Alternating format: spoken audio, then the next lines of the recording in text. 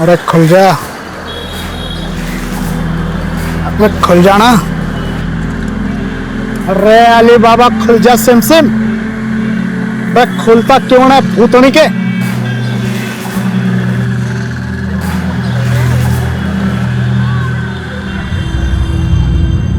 ले भाई, ABCD आयात त्रिभुज सब करके देख लिया, लेकिन इसका पैटर्न है ना मुझे याद नहीं आ रहा है। 2000 रुपए लगेंगे। चल खोल खोल। ठीक है।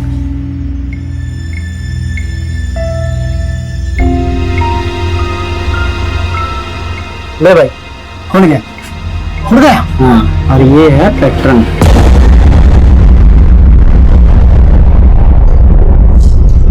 पापा, प्रथम बेटा, अच्छे बच्चे रोते नहीं। पापा कहाँ चले गए? बोलो ना दादी, पापा कब आएंगे? आएंगे बेटा, बहुत जल्दी आएंगे।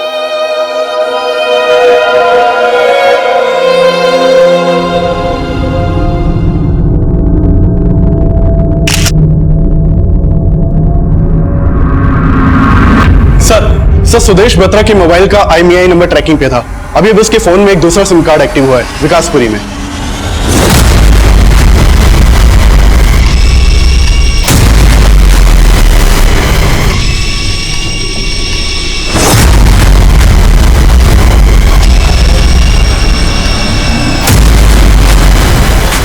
क्या हो रहा है?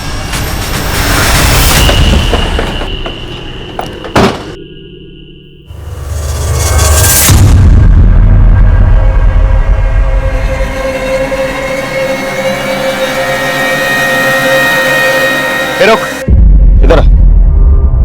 सुदेश कहाँ है? कौन सुदेश साहब? जिसका फोन तेरे पास है वही सुदेश। कौन सुदेश साहब? मैं नहीं जानता। ये फोन तो मैंने रास्ते में पड़ा मिला था साहब। नमस्कार, मैं सीनियर इंस्पेक्टर राजेंद्र सिंह आप सबका क्राइम पेट्रोल दस्तक में स्वागत करता हूं। सुदेश बत्रा देश के एक लीडिंग इंश्योरेंस कंपनी का रीजनल मैनेजर, एक मामूली अकाउंटेंट से रीजनल मैनेजर का सफर केवल 10 सालों में तय किया सुदेश बत्रा ने। Good morning. बैठिए बैठिए बैठिए बैठिए बैठिए। वैसे बहुत अच्छी बात है कि आप लोग फर्स्ट डे बिल्कुल टाइम पे आए। टाइम से याद आया, टाइम जानने का सबसे अच्छा तरीका क्या है? Sir watch. और ये वॉच जो मेरे कलाई पे है, इट्स वेरी एक्सपेंसिव, बहुत महंगी घड़ी है। और जानते हैं कि महंगी घड़ी मेरी कलाई पे क्यों है? क्योंकि मैंने समय देखते हुए कभी भी काम नहीं किया। जो लोग समय देकर काम करते हैं उनका अच्छा समय कभी नहीं आता। तो simple formula, work hard and meet your name. जो आदमी सुदेश बत्रा के फोन के साथ पकड़ा गया उसका नाम था राजवीर सिंह। राजवीर सिंह एक दिहाड़ी मजदूर था। उसका इतने बड़े एलीट ऑफिसर के साथ क्या वास्ता था, यह पता लगाना अब भी बाकी था। 10 अगस्त 2018 सुदेश बत्रा गायब होता है। सुदेश बत्रा मिसिंग केस के इन्वेस्टिगेशन के दौरान उसकी जिंदगी के पर्सनल और प्रोफेशनल कई पहलू हमारे सामने हैं।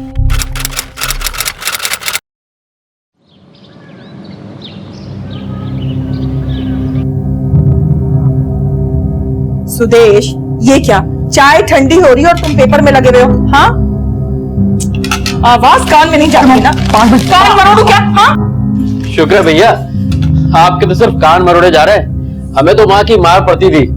लकी हो आप। गुड मॉर्निंग पापा, गुड मॉर्निंग दादी, गुड मॉर्निंग चाचा। ओए, गुड मॉर्निंग। दुकान तैयार क्यों नहीं अभी तक? स्कूल जाना है क्या? मम्मी मुझे प्रदीप मामा के घर पे ले जाने वाली है।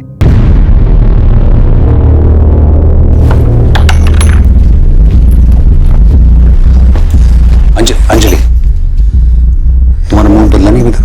बदल तो तुम गए हो, इसलिए मुझे भी अपना रास्ता बदलना पड़ेगा, और ये घर भी। अरे यार, तुम क्या ये बेकार की बातें बोलकर घर का माहौल इस तरह से खराब कर रहे हो? बेकार की बात है, जो बोल रही हूँ एकदम ठीक बोल रही हूँ मैं। ऑफिस के 25 लोगों को हैंडल करना आसान काम है, तुमको हैंडल करना इम्पॉसिबल है।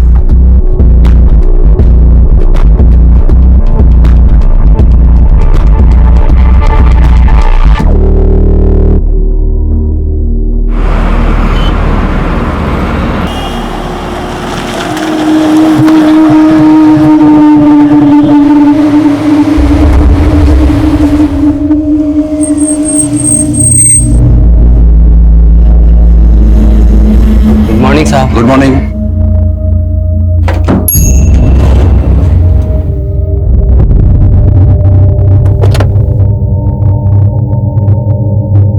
बाद में बात करती हूँ। Good morning, good morning, good morning. Sudesh, good morning. Sudesh, देखा तुमने? डीएनपी के 20 कलीग्स इन्वॉल्व थे स्कैम में और उनके शेयर्स तो रोजाना गिर रहे हैं। लेकिन हमारे शेयर्स तो बढ़ रहे हैं ना। इट्स बेटर कि हम अपने काम पे फोकस करें। Get back to work. Madhu, आज का शेड्यूल लेके आओ।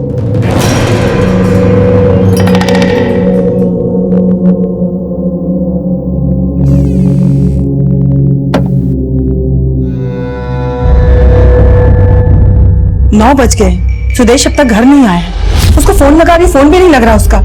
तुम्हें कुछ बता के गया है कि वो आज लेट आने वाला है? नहीं मम्मी, मुझसे तो कुछ नहीं बोला उन्होंने।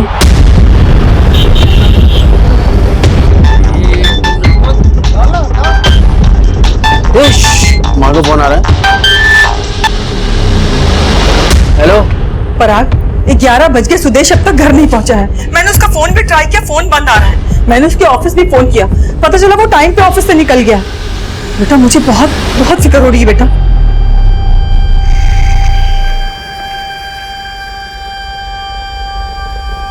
ये 12 बज गए, अब तक कहाँ?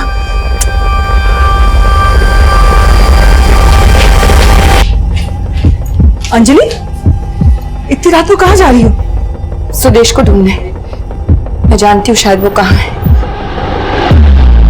क्या वाकई अंजलि को पता था कि सुदेश उस रात कहां गया था? यह सवाल हमारी इन्वेस्टिगेशन का हिस्सा बनने वाला था, क्योंकि जब अंजलि ने मिसिंग कंप्लेंट लिखवाई थी तब उसने कहा था उसे बिल्कुल अंदाजा नहीं है सुदेश उस रात कहां गया था और ना ही किसी पर शक जताया था। 10 अगस्त 2018 की रात को सुदेश बत्रा की तलाश शुरू कर दी गई।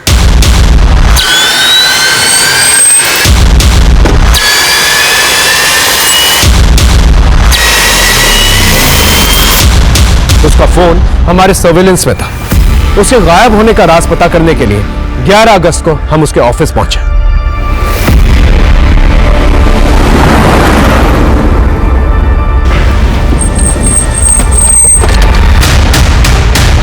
डालो सर, पूछताछ करो, ऊपर देख के आओ। सर,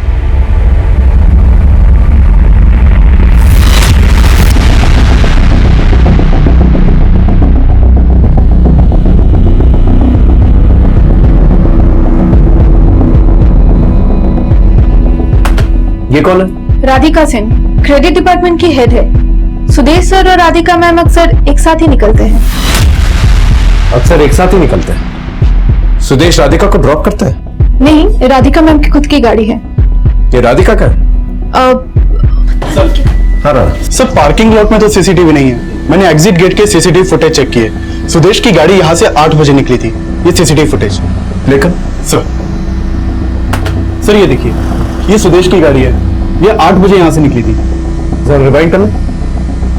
मुझे मैं जरा देख के बताना फुटेज। इसमें कहीं राधिका की गाड़ी नजर आती है? सर ये। Thank you very much. Thank you sir.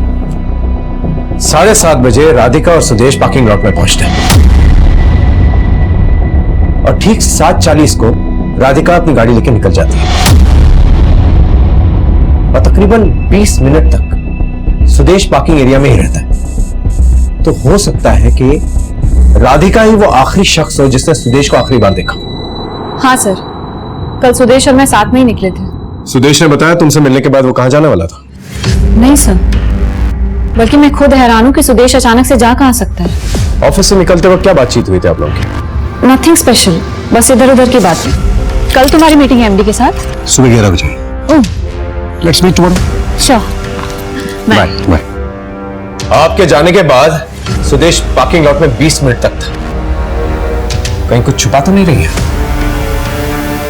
नहीं सर, जरूर सुदेश की वाइफ ने आपसे झूठ बोला होगा। कल आई थी वो मेरे घर। मैंने उसे कल भी क्लियर किया था कि सुदेश मेरे घर आया ही नहीं। अरे अंजलि, तुम यहाँ इस वक्त? सुदेश कहाँ है? सुदेश? मुझे क्या पता, बेडरूम में है ना। अरे Anjali, Anjali, how dare you! मैंने कहा ना सुदेश यहाँ नहीं है। तो सुदेश की वाइफ को शक है कि तुम्हारा और सुदेश का अफेयर है? हाँ सर, लेकिन ऐसा कुछ नहीं है सर। सुदेश भी परेशान रहता था अंजलि से, इसी वजह से। सुदेश ने बताया था मुझे कि अंजलि घर छोड़कर जाने वाली थी। और सुदेश? सुदेश का है? मुझे नहीं पता सर। सर, पार्किंग एरिया में खून के धब्बे मिले।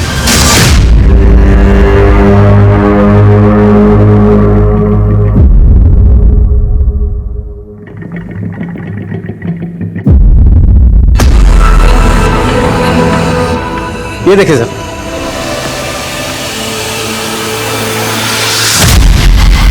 मामला सीरियस लगता है। फॉरेंसिक टीम बुलाओ और ब्लड की जांच करवाओ। पता लगाओ सुदेश का ब्लड ग्रुप क्या था और इस ब्लड से मैच करके देखो। Okay sir. पार्किंग लॉट में आने जाने वाले हर एक शख्स से पूछताछ करो और राधिका की कुंडली निकालो। पता लगाओ राधिका और सुदेश का क्या चक्कर था, और यह भी पता लगाओ सुदेश का किसी कलीग से झगड़ा हुआ था। तब तक मैं अंजलि के घर जाता हूं, ये पूछता हूं कि अगर उसे शक था सुदेश और राधिका साथ में है तो ये बात हमसे क्यों छुपाई? हाँ सर, मुझे शक है कि राधिका और सुदेश का अफेयर चल रहा है। इसी बात को लेकर मेरा और सुदेश का झगड़ा भी हुआ था। मुझे चीट कर रहे हो? मुझे तुम्हारे साथ नहीं रहना। I hate you. ठीक है, तुम्हें जो करना है करो, पर अब मैं वो करूंगा जो मुझे करना है। और जब वो रात को घर नहीं आए तो मुझे लगा मुझसे बदला लेने के लिए वो राधिका के साथ, इसलिए आप राधिका के घर गई। Anjali, how dare you! मैंने कहा ना सुदेश यहाँ नहीं है। नहीं है तो देखने दो ना, रोक क्यों रही हो? अरे अंजलि, सुन मेरी बात। राधिका, क्या चल रहा है सब? क्या हो क्या रहा है मेरे घर में? वो तो राधिका के हस्बैंड घर आ गए थे, नहीं तो मैं। हस्बैंड? हाँ सर, जैसे सुदेश मुझे चीट कर रहे हैं, राधिका अपने हस्बैंड को चीट कर रही है। अगर आपको इतना ही डाउट था तो पहले क्यों नहीं बताया हमसे ये सब?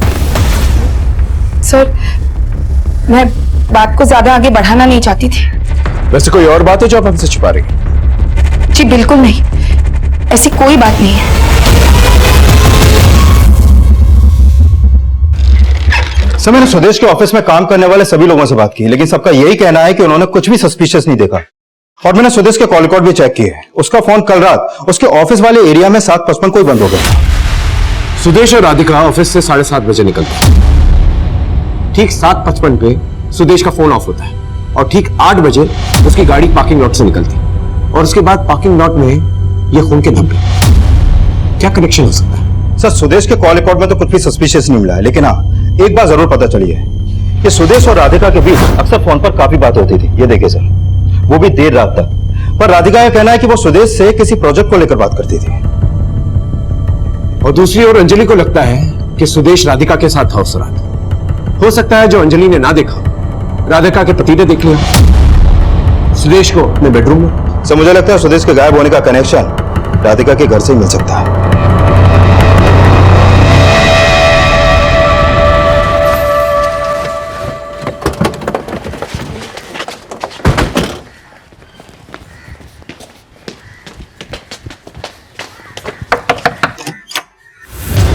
Search warrant.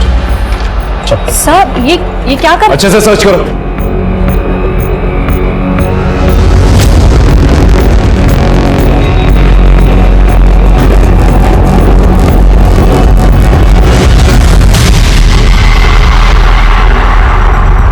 राधिका के घर पे हमें कुछ सस्पिशियस नहीं मिला जो सुदेश की मौजूदगी साबित कर सके।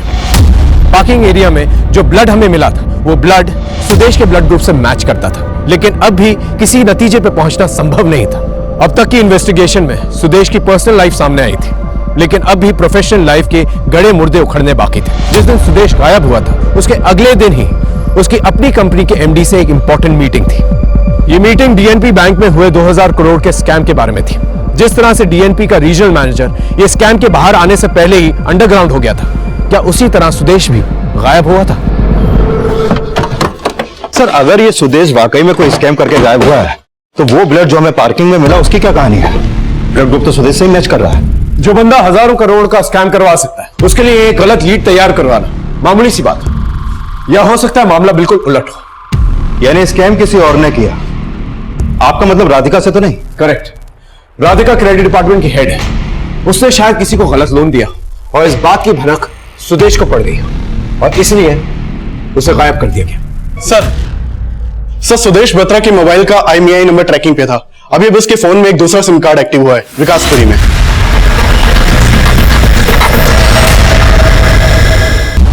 सर, इस राजवीर को बहुत तोड़ा, लेकिन वो अपने एक ही सुर पे अटका पड़ा है कि उसे सुदेश का मोबाइल विकासपुरी के पास कहीं पड़ा मिला। और सर, राजवीर के पास से एक और मोबाइल और 16,900 रुपए भी मिले हैं। साहब सब माना कि वो फोन मेरा नहीं है, लेकिन पैसे तो मेरे हैं ना साहब। वो फोन तो मुझे रास्ते में पड़ा मिला साहब, लेकिन पैसे मेरे कमाई के साहब, चोरी ना किया मैंने। हाँ साहब। अच्छा, क्या धंधा करता है?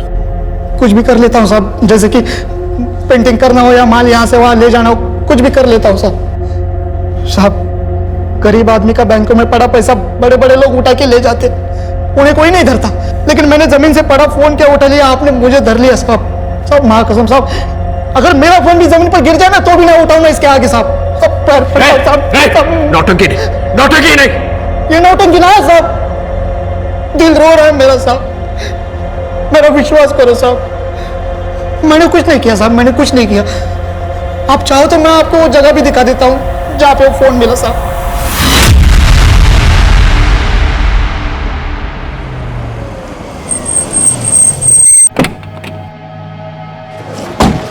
बता कहाँ मिला था? साहब आज सुबह जा रहा था तो यही पे पड़ा मिला वो मनोज फोन। यहाँ पर? जी साहब। यहाँ इतने लोग आते जाते हैं, किसी को फोन दिखाई नहीं दिया, सिर्फ तुझे ही दिखाई दिया। हमारी किस्मत खराब थी साहब, जो आपकी मार खाने वास्ते ये मनोज फोन उठा लिया मैंने साहब। पैर पड़ता हूँ साहब, मरने जाने दो साहब, मेरी बीवी घर पर इंतजार करती होगी, फैमिली वाला आदमी हो साहब, जान दो।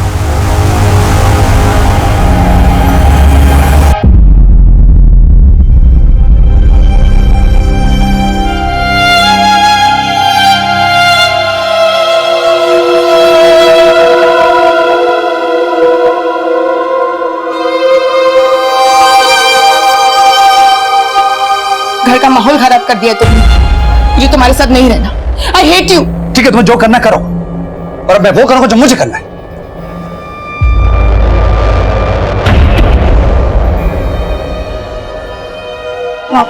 प्रथम,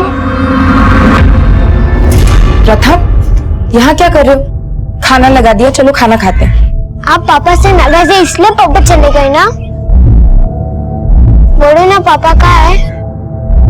मुझे नहीं पता बेटा, लेकिन वो जल्दी आ जाएंगे। पहले आप खाना खाओ।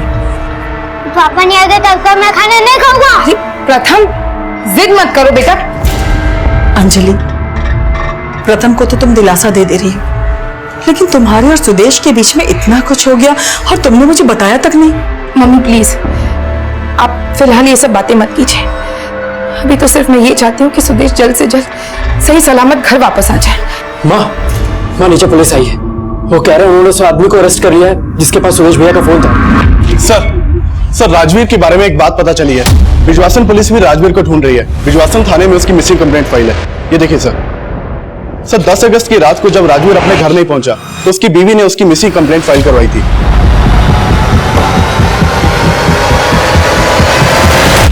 सुदेश की फोन की कहानी तो तूने सुना थी, अब अपने मिसिंग होने की कहानी सुनो। दरअसल 10 अगस्त को साहब हमारा डिंपल के साथ झगड़ा हो गया था साहब। डिंपल हमारी बीवी साहब। सुदेश की तरह इसकी भी बीवी के साथ झगड़ा हुआ था। क्या झगड़ा हुआ था? अब क्या बताऊं साहब, उस दिन क्यों, कोई कहानी नहीं सूझी? अरे ना साहब, कोई कहानी नहीं है। बात यह है कि डिंपल जो है ना वो मेरी बैल्यू ना समझती साहब, हर बात पर किक किक करती रहती। खाना मांगो तो जाके ले लो खाना, पानी मांगो तो पी लो पानी। उस दिन ज्यादा गुस्से में आ गए साहब, इसलिए झगड़ा कर निकल लिया वहां से, और जानबूझकर साहब मैंने अपना फोन बंद कर दिया ताकि मेरे बिना हमारी फिक्र हो उसको, और वही हो गया साहब। मेरे जाने के बाद हमारी फिक्र हुई उसको, इसलिए तो उसने रपट लिखवा दी साहब। मैंने जाने दो साहब, घर पे डिंपल मेरा इंतजार करती होगी साहब, जान के। बेटा तू जितना ऊपर है ना उतना नीचे भी अच्छी तरह से समझना है हम लोग। 10 अगस्त को जानबूझ के फोन बंद किया था ना ताकि सुदेश को उठा सके, और मिसिंग कंप्लेंट का भी आइडिया तेरा ही था। तेरी बीवी भी इन्वॉल्व है ना इसमें।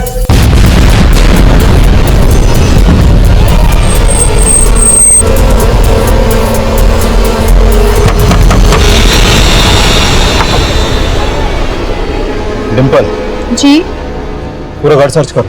अरे सब कहाँ जा रहे हो? अंदर कहाँ जा रहे हो? अरे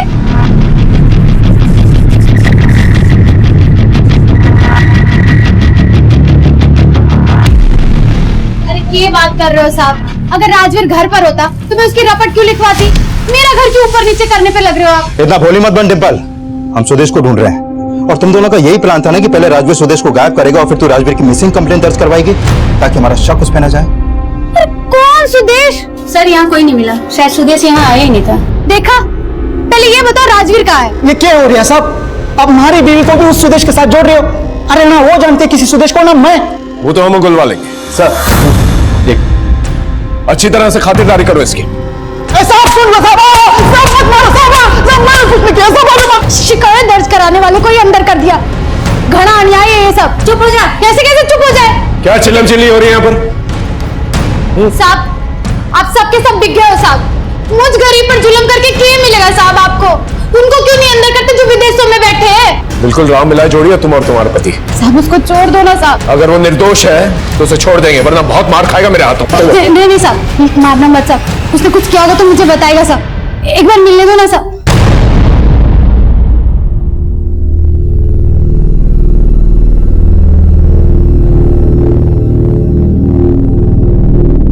टिंकू 5 मिनट है तेरे पास, जो बात करनी है कर ले। क्या भसड़ मचा रखी है तन्ने? पहले मेरे गहने गायब कर दिए, अब आदमी गायब कर दिया। अरे बस कर टिंकू यार, बस कर। पढ़ने के लागे से मैं ऐसा कुछ कर सकता हूँ क्या? मारी मती मारी गई थी, जो रास्ते में पड़ा वो फोन मैंने उठा लिया और फंस गया यार। लेकिन इन लोगों ने मैंने बहुत मारा, बहुत मारा मैंने यार। मैंने कुछ नहीं किया है टिंकू, तारी कसम मैंने कुछ नहीं किया। रोता क्यों? रोता, हमें कुछ ना किया ना, हमें कुछ ना होगा। I love you Tinku, I love you यार। हमें दोनों मियां बीवी पे शक था, लेकिन उनका कोई कनेक्शन सुदेश से नहीं मिल पा रहा था। और तभी सुदेश की गाड़ी नजफगढ़ में मिली और गाड़ी मिलने के बाद यह साफ हो गया कि सुदेश के साथ कुछ भयानक हुआ था।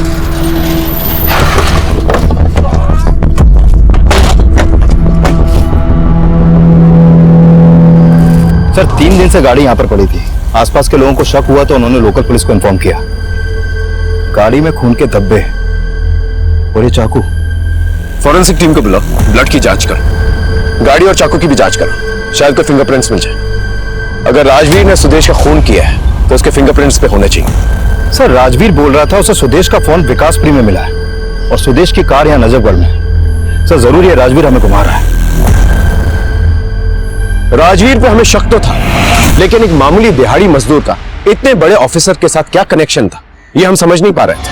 हो सकता था राजवीर को सुपारी मिली थी सुदेश को गायब करने के, लेकिन ये एक ऐसी थ्योरी थी जिसे सच साबित करने के लिए हमारे पास कोई भी ठोस सबूत नहीं था। इसीलिए हमने इन्वेस्टिगेशन की दिशा बदली और हमने सुदेश की फैमिली और उसके ऑफिस के लोगों को खंगालना शुरू किया। सुदेश एक जिम्मेदार बेटा था और अच्छा पिता भी, लेकिन उसकी बीवी अंजलि के साथ उसका रिश्ता ठीक नहीं था। अंजलि पे हमें शक था। राधिका और मेहुल भी हमारी रेडार में थे, लेकिन जैसे जैसे इन्वेस्टिगेशन आगे बढ़ती गई हमें पता लगा कि सुदेश के ना चाहने वाले उसके ऑफिस में कम नहीं थे। ये क्या सचिन, तुम्हारे टारगेट्स पूरे क्यों नहीं हो रहे? सर मैंने 200 से भी ज्यादा क्लाइंट्स को कॉल किए हैं, 4 बार किए sir. I did my best sir. किसी का फेलियर उसका बेस्ट नहीं हो सकता। आप सभी को ये प्रॉब्लम है कि 200 क्लाइंट को कॉल किया, 2000 क्लाइंट को कॉल कीजिए। अगले महीने के रेगुलर टारगेट के साथ साथ इस महीने का डेफिसिट भी पूरा करना है। Okay sir.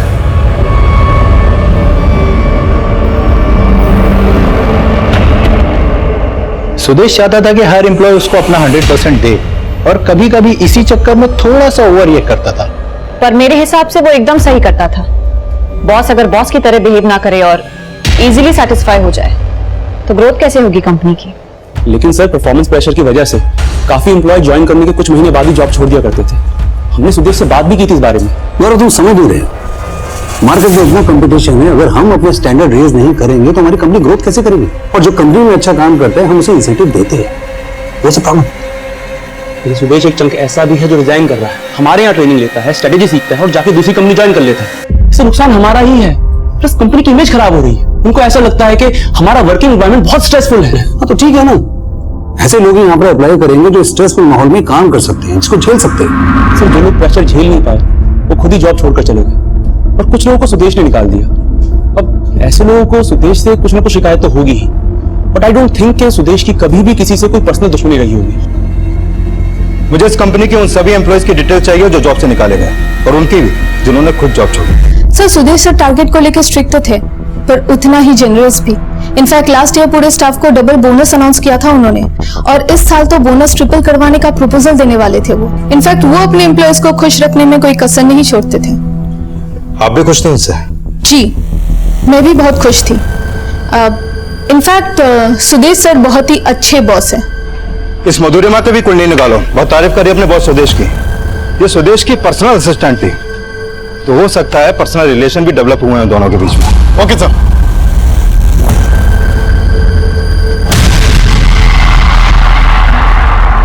प्रथम बेटा मत रो, पापा आ जाएंगे थोड़ी देर में बेटा। कितना वेट करूं चाची, पापा की याद आ रही है।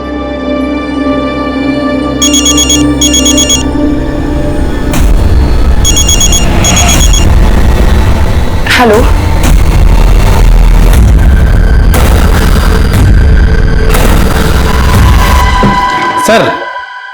सर राजवीर की बीवी डिंपल के बारे में एक खबर पता चली। सर ये डिंपल प्रोस्टिट्यूट थी, इसके बहुत सारे क्लाइंट्स थे पहले, लेकिन राजवीर से शादी करने के बाद उसने वो सब काम छोड़ दिया। डिंपल एक प्रोस्टिट्यूट थी। डिंपल जैसी लड़की का उसके पति राजवीर का सुदेश के साथ क्या कनेक्शन हो सकता है? लगता है डिंपल से मिलना पड़ेगा। अंजलि क्या हुआ? तू रो क्यों रही है? किसका फोन था? अरे तू चुप क्यों है, बोलते क्यों नहीं? मम्मी, सुदेश किडनैप हो गए। किडनैपर का कॉल था। हेलो, सुदेश की बीवी है ना तुम? कौन बोल रहा है? ये जानने की जरूरत नहीं है। अगर सुदेश को जिंदा देखना है तो तुझे 50 लाख देने होंगे।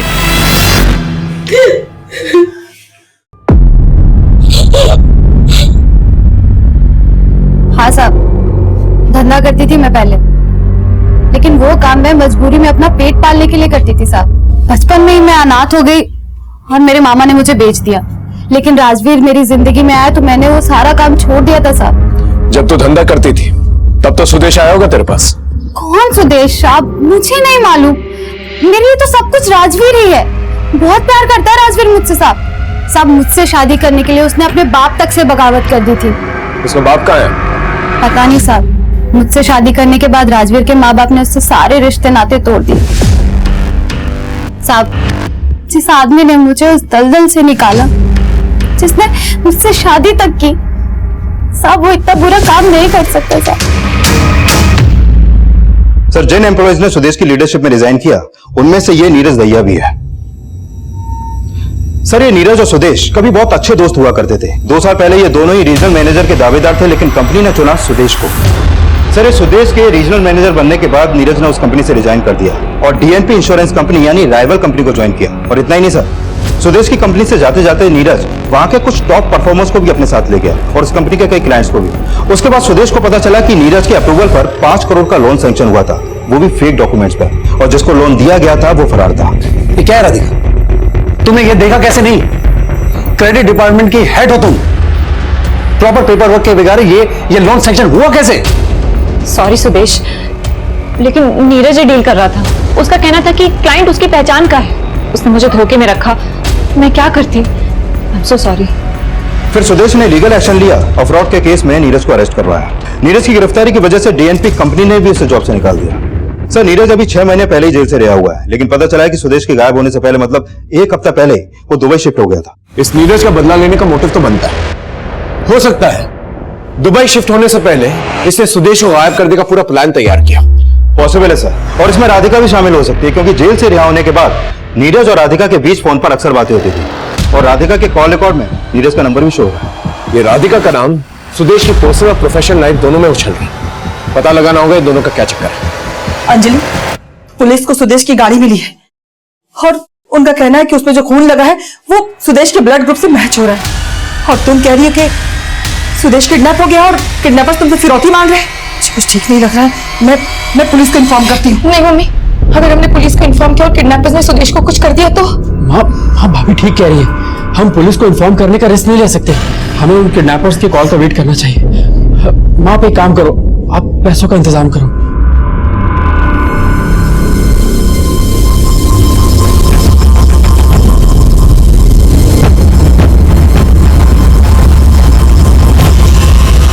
बीवी का कहना है कि सुदेश का अफेयर था तुम्हारे साथ। फिर ये नीरज का क्या चक्कर है? आप ऐसे ही मेरे कैरेक्टर पे उंगली नहीं उठा सकते। उंगली तो पहले से उठ रही है मैडम आप पर। अब आप ये बताइए, सुदेश के गायब होने से एक हफ्ता पहले नीरज दुबई चला जाता है, उसका क्या कनेक्शन है आपके साथ? आप मुझ पर बेकार में ही शक कर रहे हैं सर। तो फिर कंपनी छोड़ने के बाद भी नीरज तुम्हें फोन क्यों किया करता था? क्योंकि उसके साथ मिलकर मैं सुदेश को मारने की प्लानिंग कर रही थी, इसलिए।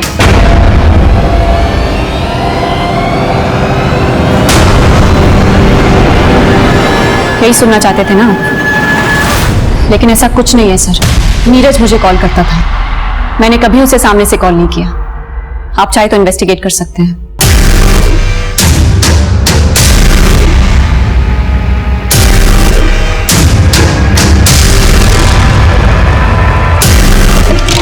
सर, राधिका के खिलाफ तो कुछ नहीं मिल रहा और नीरज को दुबई से यहाँ बुलाने के लिए एम्बेसी से बात चल रही है। लेकिन सर एक बात तो पता चली है, नीरज को अरेस्ट करवाने के बाद सुदेश ने अपनी कंपनी में एक नई पॉलिसी बनाई जिसमें कंपनी के हर एम्प्लॉय को एक बॉन्ड साइन करना था। कैसा बॉन्ड? अगर कंपनी का कोई भी एम्प्लॉय जॉब छोड़ के जाता है तो वो कंपनी के किसी भी एम्प्लॉय या किसी भी क्लाइंट को अपने साथ नहीं ले जा सकता, ताकि एम्प्लॉय कंपनी छोड़ने की हिम्मत ही ना करे। Right sir. कंपनी के कई एम्प्लॉयज को बॉन्ड का आइडिया अच्छा नहीं लगा सर। और सर ये भी पता चला है कि इसी दौरान उसी कंपनी में काम करने वाले अक्षय और गौरव को भी बाहर से जॉब के काफी अच्छे ऑफर आए, लेकिन इस बॉन्ड के चलते ये लोग जॉब स्विच नहीं कर पाए। सर सुदेश की गाड़ी में जो चाकू मिला था उस पर किसी के फिंगरप्रिंट के निशान नहीं मिले, लेकिन सुदेश की गाड़ी की सीट पे जो उंगलियों के निशान मिले थे वो राजवीर के फिंगरप्रिंट से मैच करते हैं।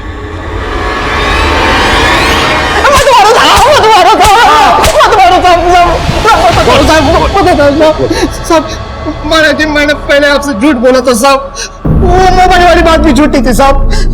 दरअसल मैं उस रात नजफगढ़ से जा रहा था साहब, तो तुम्हारी नजरें गड्डी के ऊपर गई साहब। उसका दरवाजा खुला था, मैंने अंदर झांक कर देखा तो अंदर एक आदमी की लाश थी, शायद सुदेश की लाश होगी साहब। तूने मारा था उसे? नहीं साहब, मैंने नहीं मारा था साहब, वो तो पहले से मारा पड़ा हुआ था साहब। उसका चेहरा भी बिगाड़ दिया था साहब, पहचान नहीं आ रहा, मोबाइल के लालच में आ गए साहब। मैंने वो चैन घड़ी मोबाइल अपने पास रख लिया और फिर मैंने सोचा कि गाड़ी भी चुरा लेता हूँ, इसलिए पहले बॉडी को ठिकाने लगाने ले गए साहब।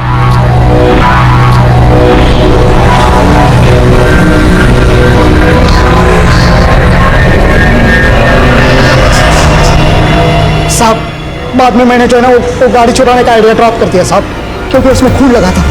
बॉडी के पर्स से मुझे 4 कार्ड और 2000 रुपए कैश मिला जो मैंने मेरे पास रख लिया साहब।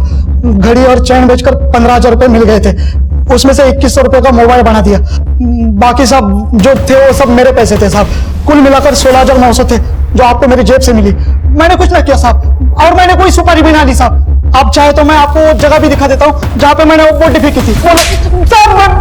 इतना पीटो इसे कि झूठ के कीटाणु हमेशा के लिए मर जाए। मैं सच करूँ तो मत मारो तो। हेलो, पैसे का इंतजाम हुआ क्या? हाँ हो गया है, लेकिन सुदेश का है, उनका बेटा उनसे बात करने के लिए तरस रहा है। प्लीज एक बार बात करा दो प्लीज। हाँ।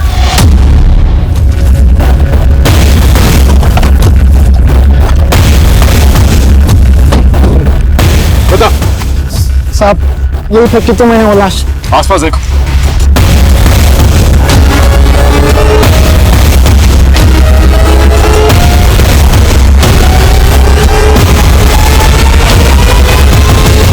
सर यहाँ आसपास तो कोई बॉडी नहीं मिली है। माँ कसम साहब, मैंने यही फेंकी थी बॉडी। तुझे मार कर यही काट दूंगा, समझा? साहब मेरा यकीन करो साहब, मैं झूठ नहीं बोल रहा हूँ साहब। लेके जाओ से। अरे मेरी बात तो सुन लो साहब।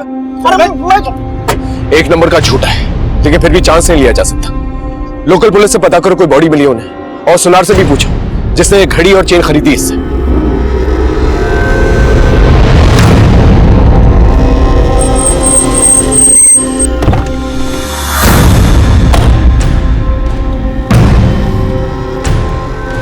वो सुनार ने मान लिया था कि राजवीर से उसने 15,000 रुपए देकर वो घड़ी और चेन खरीदी थी, लेकिन नरेला पुलिस ने बताया कि उन्हें उस डंप एरिया में कोई लाश नहीं मिली थी।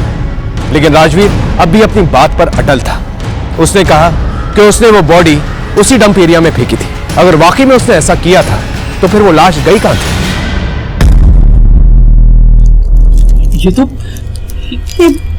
ये मेरे बेटे सुदेश की है। क्या हुआ सुदेश को? देखिए फिलहाल हमें कोई लाश नहीं मिली है, लेकिन जिस आदमी के पास सुदेश का फोन बरामद हुआ था उसने कहा उसे गाड़ी में एक लाश मिली थी, लेकिन उसका चेहरा इतना बिगड़ा हुआ था कि उसे पहचानना बहुत मुश्किल था, और वहीं पर ये सारी चीजें मिली। लेकिन जब हम उस जगह पर पहुंचे वहां कोई लाश नहीं थी। अब पूरे दावे के साथ तो नहीं कह सकते हैं, लेकिन हो सकता है कि राजवीर ने सुदेश को मारा।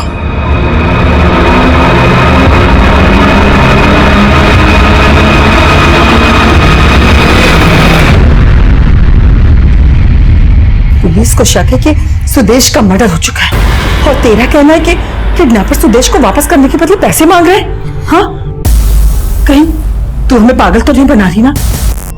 तू नहीं कहीं सुदेश को कुछ ऐसा वैसा नहीं किया ना?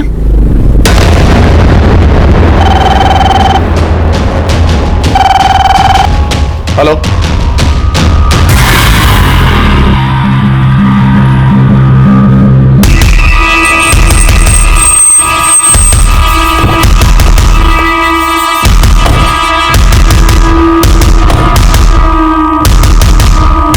मैं झूठ नहीं बोल रही हूँ सर, किडनैपर का कॉल आया था। मैं डर गई थी। उन्होंने मुझे धमकी दी थी कि अगर मैंने आप लोगों को कुछ भी कहा तो वो सुदेश को। लेकिन आपके सास और देवर का कहना है कि किडनैपर्स का फोन एक नाटक है। मैं जानती हूँ सर, मम्मी को मेरी बातों पर भरोसा नहीं है, लेकिन मैं सच कह रही हूँ। किडनैपर का कॉल आया था और उसने मुझे कहा सुदेश जिंदा है और उसके कब्जे में है। वो नंबर दीजिए जिससे किडनैपर से फोन किया था। सर राजवीर बता रहा था कि बॉडी का चेहरा पूरी तरह से बिगाड़ा हुआ था, और जहां उसने बॉडी डंप की वहां बॉडी नहीं मिली, और उस सुदेश की फिरौती का कॉल। सर इस चक्कर को समझ में नहीं आ रहा है। पता करो सुदेश की बीवी ने जो नंबर दिया है वो कहाँ का है, सब समझ में आ जाए। सर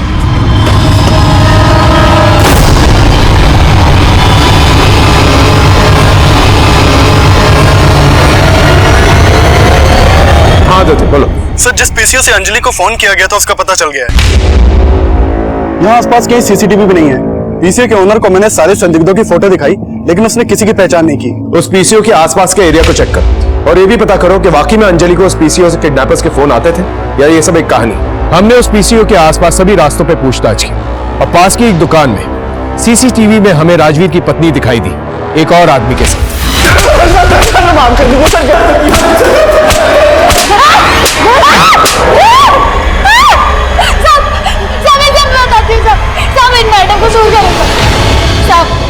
मेरा कोई हाथ नहीं सुदेश को गायब कराने में। मैं तो बस अपने पति को बचाने के लिए फिरौती के फोन करा रही थी अपने पुराने दलाल गफूर से। साहब मैंने सिर्फ कॉल किया था सर, उसके बदले में डिंपल ने मुझे पैसे दिए थे सर, और मुझे कुछ नहीं पता सर। मैंने ये सब इसलिए करा है साहब ताकि आप लोग राजवीर पर शक न करो और आप लोगों को लगे कि सुदेश जिंदा है। साहब तेरी बीवी ने ली थी ना सुपारी सुदेश को मारने के लिए, और उसी ने कहा था तुझे सुदेश को मारने को। ना साहब, हमारी बीवी को छोड़ दो साहब, उसने कुछ ना किया साहब, यही सच है। अब सच चाहे जो भी हो, केस तो यही बनेगा। तू और तेरी बीवी हमेशा के लिए जाएंगे अंदर, क्योंकि वो भी फंस चुकी है फिरौती का फोन करवा के। ना साहब, डिंपल ने कुछ ना किया साहब। मैं आपको बताता हूँ साहब सच क्या है, पूरा सच। झूठ का एक भी खतरा मिला ना मुझे तो मार कर यहीं गाड़ दूंगा, समझा? बोल। साहब मैंने ही मारा था सुदेश को। मैंने लोन पे स्कूटी ली थी साहब, डिंपल के कहने पर। उसकी किस्त चुका नहीं पा रहा था साहब, बार बार बैंक वाले फोन करते थे और स्कूटी उठाने की धमकी देते थे। इसलिए फिर मैंने चोरी करने का प्लान बना लिया साहब। मैंने देखा कि इन बड़ी बड़ी कंपनियों में काम करने वाले लोग चलता फिरता पैसों का शौकेस है। मैंने सोचा इन लोगों को लूट कर मेरी स्कूटी की किस्त चुक सकती है। मैंने नोट किया साहब कि लूटने के लिए बड़े बड़े बिल्डिंग के पार्किंग का एरिया बेस्ट होता है, वो भी रात के टाइम में। मैं सिर्फ डरा कर लूटने वाला था साहब, इसलिए जैसे ही वो सुदेश गाड़ी में बैठा मैं उसके पीछे जाके बैठा साहब।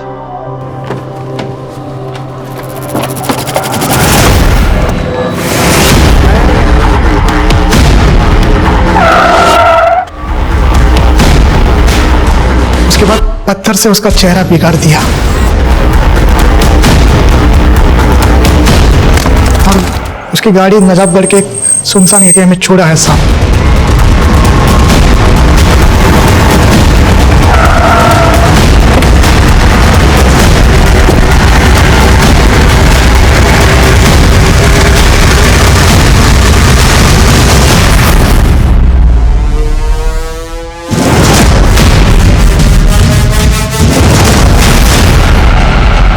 सर, डीएनए से कंफर्म हो गया है कि वो लाश सुदेश की है और आज स्टेपिंग भी हुई है। तुम्हें ये बात हजम हो रही है? राजवीर को अपनी स्कूटी की किस्त चुकानी थी, इसीलिए उसने ये सारा प्लान रचा। और जब सुदेश चिल्लाने लगा तो राजवीर ने उसे मार डाला। लेकिन 13 बार स्टैबिंग करके उसका चेहरा बिगाड़ के इतनी दूर ले जाके उसे फेंकने की क्या जरूरत थी? और जिस तरह से ब्रूटल किलिंग हुई है उसे देख के तो लगता है जैसे किसी ने पर्सनल दुश्मनी निभाई है। सर, सुदेश को अकेले इस तरह मारना और फिर इसकी लाश को गाड़ी में डालकर दूर जंगल में ले जाकर फेंक देना, सर ये किसी एक आदमी का तो काम नहीं हो सकता, वो भी राजवीर के साइज का। जरूर इस राजवीर के साथ कोई ना कोई तो शामिल है सर।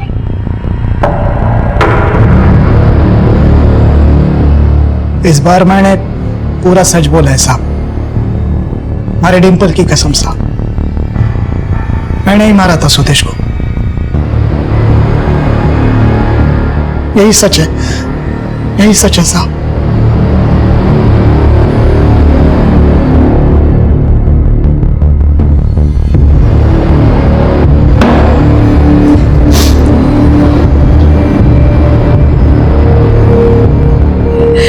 सिर्फ कुछ पैसों के लिए सुदेश को मार डाला उस आदमी ने। यकीन नहीं होता। What do you mean by यकीन नहीं होता है? अब तो उसके ने खुद जुर्म कबूल कर लिया है, तो फिर डाउट करने की बात ही कहां से आती है? और वैसे भी कोई अपने सर पे इतना बड़ा इल्जाम क्यों लेगा? Anyway, let's get back to work. MD sir ने बोला है अब सुरेश के जाने के बाद मुझे उसका काम देखना है।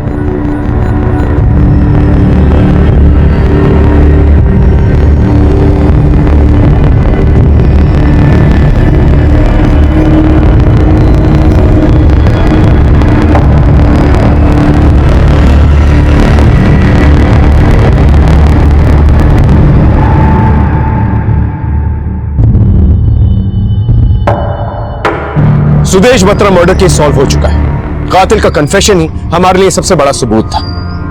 राजवीर ने कबूल किया कि वो बिजनेस कॉम्प्लेक्स में आया जाया करता था ताकि किसी अमीर आदमी को वो फांस सके और उसे अपना शिकार बना सके। लेकिन ताज्जुब की बात यह थी कि इस हाईली सिक्योर्ड एरिया में किसी ने उसे आते जाते नहीं देखा और इसी का फायदा राजवीर ने उठाया और एक पार्किंग लॉट को अपनी लूट का ठिकाना बनाया। यह नामुमकिन सी बात थी कि सीसीटीवी कैमरा पे राजवीर को किसी ने आते जाते ना देखा, लेकिन एक अनजान आदमी की ट्रेसपासिंग को पूरी तरह से नजरअंदाज किया गया और इस दस्तक को नकारा गया और अंजाम एक निर्दोष को भुगतना पड़ा। हालांकि केस सॉल्व हो चुका था, लेकिन ऐसे कई सवाल थे जिनके जवाब अभी तक नहीं मिले थे। कुछ ऐसे सिरे थे जो एक दूसरे से जुड़े नहीं थे। कभी कभी कुछ केसेस ऐसे भी होते हैं जो एक ऑफिसर को पूरी तरह से संतुष्टि नहीं दे पाते। ये वो लकीर होती है जो सच और संभावित सच को अलग करती है। देखते हैं हमारे आज के एपिसोड की दूसरी कहानी।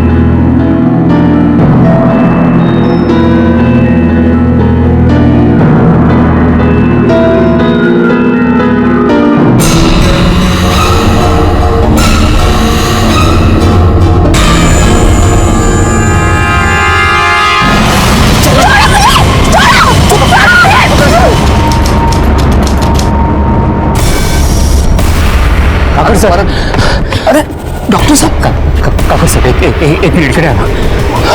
डॉक्टर सर, काय झालं? काकर सर मेरी बात सुनिए, बहुत बड़ी घटना हुई है, बहुत बड़ी, बहुत बड़ा बवाल होने वाला है। मगर क्या हुआ? कुछ लड़के एक लड़की को लेके आए थे और उसका रेप करके उन लोगों ने, बेचारी मरने वाली थी, मुझे इलाज करने के लिए बुलाया। लड़की कौन थी? नहीं मुझे मालूम नहीं, वहां पे इतना अंधेरा था मैं ठीक से देख भी नहीं पाया। फिर पता नहीं उस लड़की के साथ क्या हुआ, जिंदा है भी कि मर गई कुछ भी पता नहीं। नमस्ते, मैं सीनियर इंस्पेक्टर सुनील केलकर। जब मैं नासिक के मंगली पुलिस स्टेशन में पोस्टेड था उस वक्त एक केस खबर की शक्ल में उड़ते उड़ते हमारे पास आया। वैसा बहुत अच्छा लगता है कि आज दुनिया और हमारा देश बेटियों के विकास पर जोर दे रही है और बेटियां भी हर क्षेत्र में आगे बढ़ रही है, चाहे वो खेल हो, फौज हो, बेटियां बेटों से आगे बढ़ रही है। लेकिन जब ऐसा होता है जो मेरे जोन के भातरी गांव में हुआ तो देश का सर झुक जाता है। सच बोलता हूं, आज भी जब उस केस के बारे में सोचता हूं तो खून खौल उठता है। आप भी जब देखेंगे तो आपका दिल भी कांप उठेगा। सर एक खबर लाया सब उधर पूरे गांव में खबर है साहब कि लड़के के साथ रेप हुआ है। पूरे गांव का हर एक आदमी बात कर रहा है साहब। क्या नाम है गांव का? वही भात्री गांव, इधर के थाने में पड़ता है। कौन लोग बात कर रहे थे? वही गांव वाले लोग। सर अपनी तरफ से केस फाइल करें सुबह मोटो। नहीं पहले पता करो ये सच है या अफवाह है। ठीक है चल आता हूँ सर। हाँ लेकिन तुम्हें ये कौन बोला? वो मेरी ताई का सगा सुरेश। सर सावित्री का बेटा पूरब। किसके साथ हुआ, किसने किया, वो सब नहीं मालूम साहब। लेकिन आपको किसने बताया? साहब वो पटवारी साहब है ना, वो बोल रहे थे।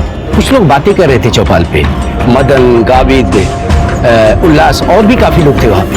मुझे तो सरपंच ने बोला साहब। मैं क्या बताऊँ साहब। हाँ लेकिन अपने वो डॉक्टर है ना, डॉक्टर विमल देसाई, उन्होंने बताया। शाम के 4 बज रहे थे, मैं अपने क्लिनिक का दरवाजा खोल रहा था।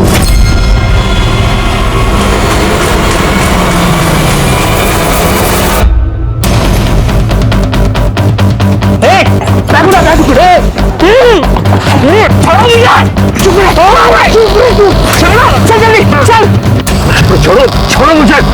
कौन हो तुम लोग? ये देखो तुम गलत कर रहे हो। चुप कर दो। ये गलत कर रहे हो तुम लोग। तुम कितना भी तो केस होगा तुम पर।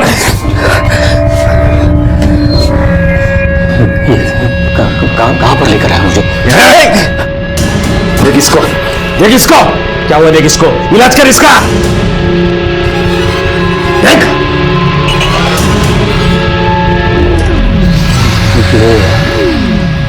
क्या क्या है तुम लोगों ने इसके साथ?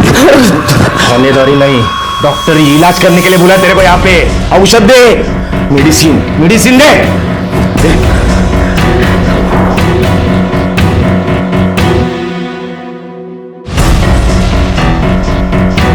क्या हुआ है?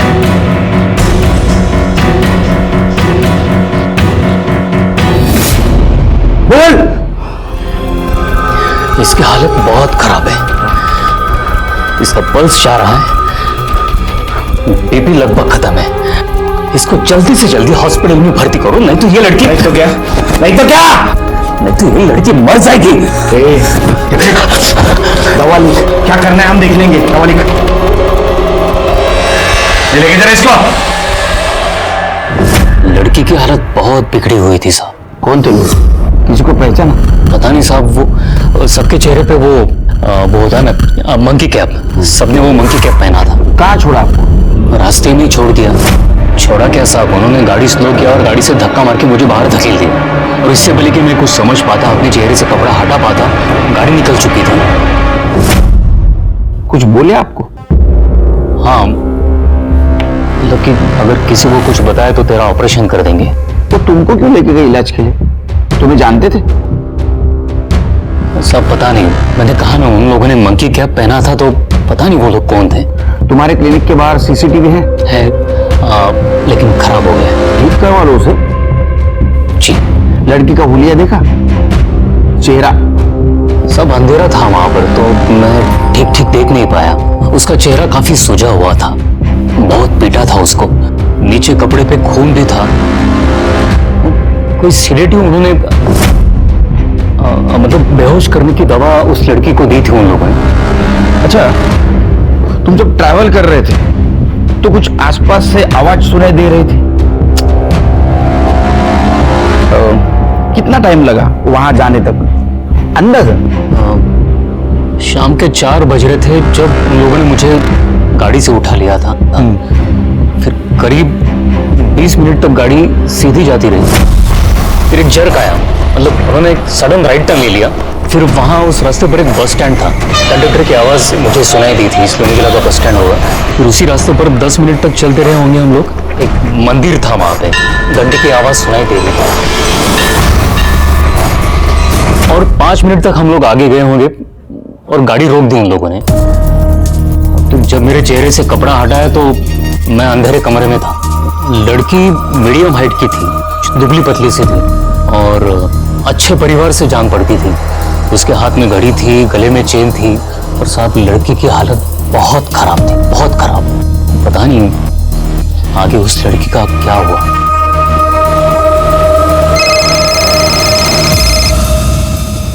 हेलो, हाँ ठीक है, हम आ रहे।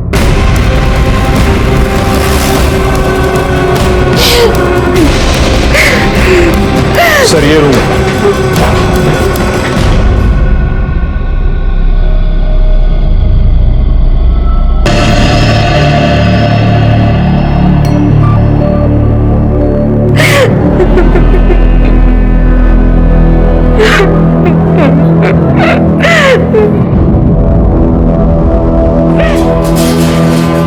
डॉक्टर, मेरी बेटी को क्या हुआ?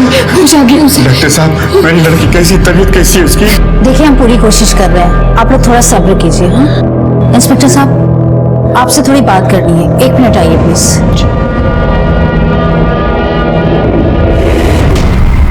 सर, रेप हुआ है लड़की के साथ, शायद सामूहिक, और अभी बयान देने की स्थिति में नहीं है। उस लड़की को देख के मेरा दिल दहल गया। हमारे सामने कई सारे सवाल है कि कौन है ये लड़की? कोई भी हो, सामान्य से सामान्य आदमी के पीछे भी बड़ा राज छिपा होता है। और देखो, ये सब बहुत आसान है। अब फॉर्म भरने का रहेगा तो मैं भर दूंगा ना। और हाँ, आपकी डीलरशिप भी दिलवा देंगे, और आपकी कुएं की जगह, सुरदर्शन भाव की गली की सड़क, आप लोग की घासलेट की दुकान, बाबा ना सब में आपकी हेल्प कर देंगे। पर अभी हम बाबा ने सुबह से कुछ भी नहीं खाया, तो अभी आप चलकर खाइए, और आप लोग भी शाम को आइए। अरे बैठे बैठे बैठे बैठे। अरे मीता बेटा, मैं खाना खा लूंगा, तू टेंशन मत ले। कब? कल? परसों? बाबा हम जानते सबको आपकी हेल्प चाहिए, पर खाना भी बहुत जरूरी है। उठिए।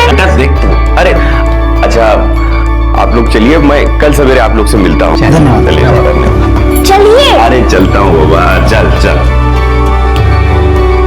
अरे चलिए, बैठिए। हाँ, सब तैयारी किया। कभी कभी मेरे को लगता है ना कि मैं इसका बाबा नहीं हूँ, ये मेरी बाबा है। बाबा नहीं, आई हूँ मैं आपकी। बाबा, आप हमेशा बच्चों की तरह करते रहते हैं। कितनी बार बोला कि आप सबको सलाह देना बंद करो। क्या मिलता है आपको सबको सलाह देकर? खुशी मिलती है, तरक्की होती है। हाँ मालूम है, खुशी बांटने से बढ़ती है, पर सेहत खाना खाने से बनती है, भूखे पेट रहने से नहीं। आई रोटी हो देते। अच्छा देख, मैं तो अपना खाना खा रहा हूँ, लेकिन तू ना अपनी पढ़ाई पे ध्यान दे। बाबा, आप मेरी चिंता मत कीजिए, मैं आपकी बेटी हूँ, और अब तक जो भी चाहे हासिल किया है। श्याम कॉन्ट्रैक्टर की बेटी को इंजीनियर बनना पड़ेगा। बन के रहेगी, बस 3 साल और। मेरी बेटी हीरो है। आई हीरो नहीं, हीरोइन।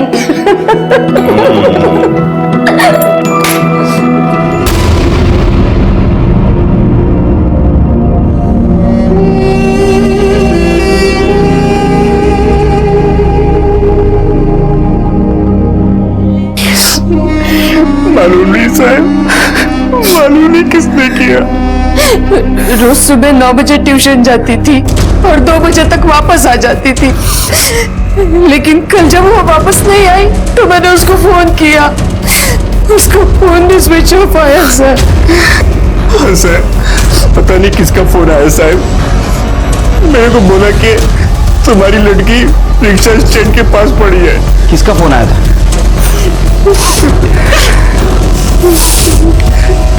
शिल्पी, पता करो किसका नंबर है। कितने बजे आया था? सर, यही कोई 6, 6:30 बजे आया होगा। हाँ, लग गया फोन।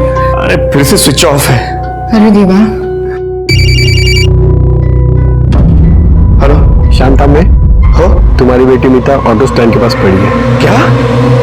कौन बोल रहा है? Hello hello. कहाँ से हुआ? क्या हुआ?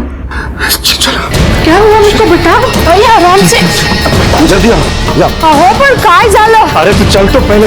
अरे श्याम भाई, क्या हुआ?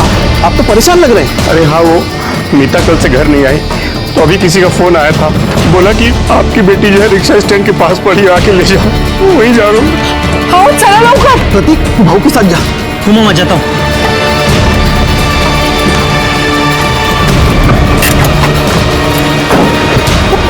वो फोन पे क्या बोला था उसने, मुझे बताइए। कुछ सुनाई नहीं दिया फोन पे। उसने बोला तुम्हारी लड़की रिक्शा स्टैंड के आसपास है, जाके उठाओ, देखो जाके। भाई भाई, आपने किसी लड़की को देखा क्या इधर? नहीं देखा। मीता, मीता, मीता, मीता, काका, अरे काका, काका आओ यहाँ। काका, काका मीता, काका मीता। सर जब हम लोग वहां पहुंचे तो वो बेहोश थी। हम लोग ही उसको उठा के इधर हॉस्पिटल लेके आए। जिसने आपको फोन किया उसने एग्जैक्ट क्या बात की आपके साथ? ज्यादा बात नहीं हो पाई। मैं उसको कुछ पूछता इससे पहले उसने फोन काट दिया। उसने तुम्हारे फोन पे फोन किया, इसका मतलब तुम्हारा जान पहचान करेगा? नहीं साहब, अभी जान पहचान का कोई अपना ऐसे सगी के साथ ऐसा करेगा कैसा? सर वो फोन खेड़े गांव के सागर बस डिपो के पीछे से आया था। और मीता का फोन? सर उसका फोन अभी भी स्विच ऑफ है। उसका सीडीआर निकालो, सर्विलेंस पे डालो। ठीक है सर।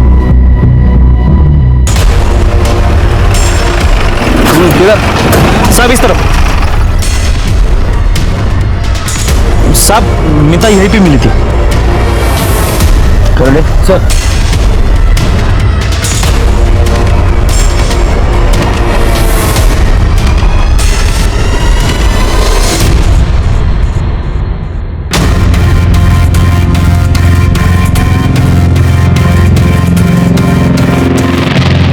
सर उन लोगों को तो कुछ नहीं पता।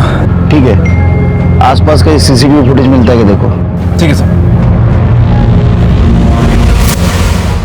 शिर्के, डॉक्टर विमल के हिसाब से उसे नाथपाड़ा से उठाया गया। उसके बाद में करीबन 20 मिनट के बाद उसे एक कंडक्टर की आवाज सुनाई दी। मतलब ये सागर बस डिपो हो सकता है। वहां से थोड़ा आगे जाने के बाद उसे मंदिर की घंटी सुनाई दी। मतलब ये हरिहर मंदिर। और उसके 5 मिनट के बाद गाड़ी रुक गई। तो ये एरिया हो सकता है पकलूच, कुकाना, शेगांव, धूपखेड़ा के आसपास। हाँ सर। और लड़की के पिता को सागर बस डिपो के आसपास के पीछे से कॉल आया था।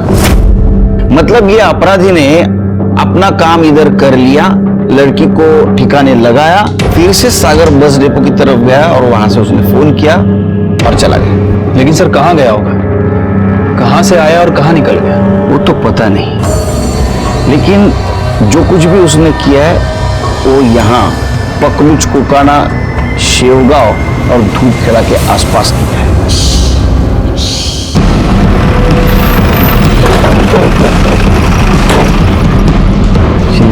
फिर आजू बाजू पूछताछ करो, किसी ने कुछ देखा क्या? लड़की का हुलिया या किसी को आते जाते? क्योंकि डॉक्टर के कहने के मुताबिक 4 लोग, तो किसी ने कुछ ना कुछ तो देखा होगा।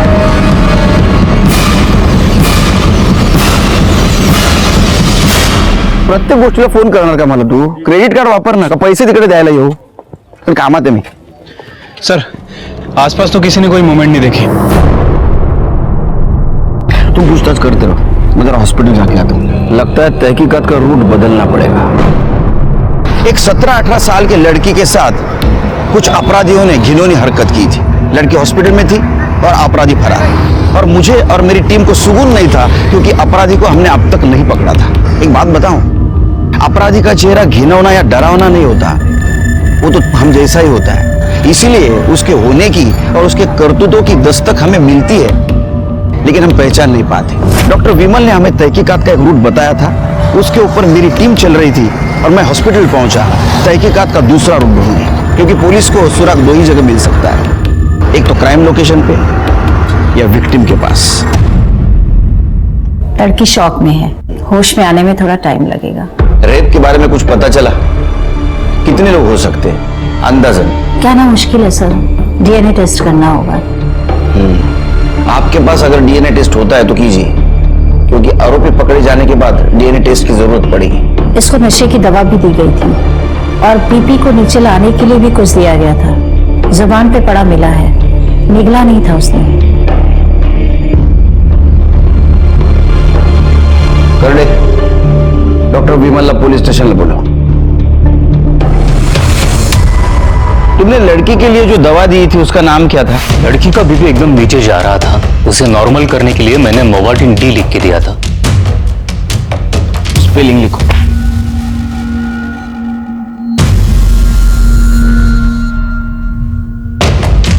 तुमने लड़की को जब देखा तो वो बेहोश थी ना?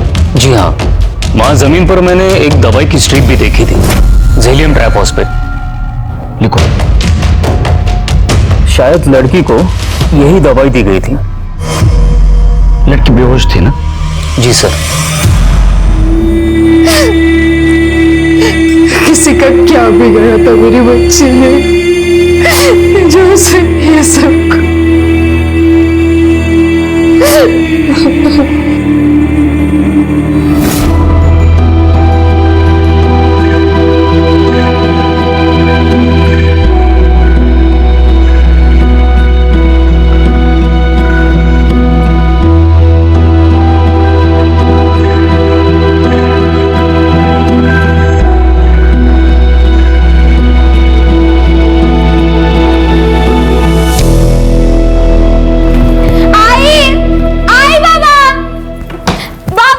अरे हाँ भाई, इधर हूँ। क्या हुआ क्या हुआ? पापा ये लीजिए, मुंह मीठा कीजिए। क्या क्या? हाँ वो आई कहाँ है? आई क्या हुआ? बेटा वो क्या हुआ? बेटा, ये मेरी मिठाई किसने खिला रही हो? आप लोग मिठाई खाइए ना, बस मन हुआ। चलो अब बता जल्दी से क्या हुआ? इंजीनियरिंग फर्स्ट ईयर में मैं पास हो गई। अरे वाह! विठोबा तुझे सगळ्या इच्छा पूर्ण करू दे। कभी कोई आँच ना है मेरी बेटी पर।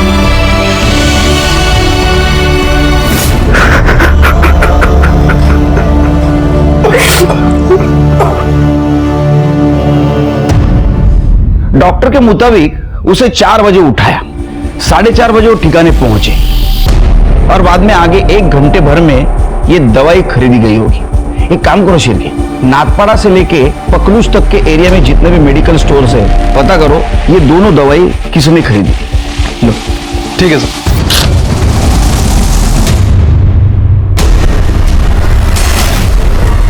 ये बेहोशी की दवा है, बिना डॉक्टर के प्रिस्क्रिप्शन की नहीं देते हैं। वैसे भी ये दवा हमारे पास स्टॉक में नहीं है। ये दोनों दवा है सर हमारे पास, पर कोई लेके नहीं गया।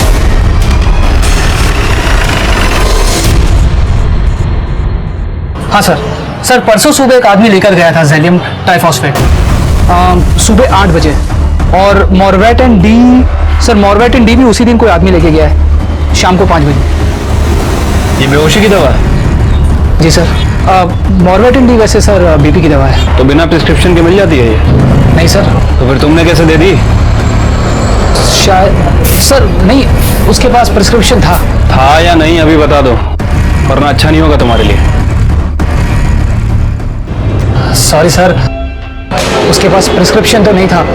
वो एक्चुअली बहुत जल्दी में था और कह रहा था घर पे प्रिस्क्रिप्शन भूला है, इसलिए दे दिया। ये दोनों दवाई एक ही आदमी ने ली थी?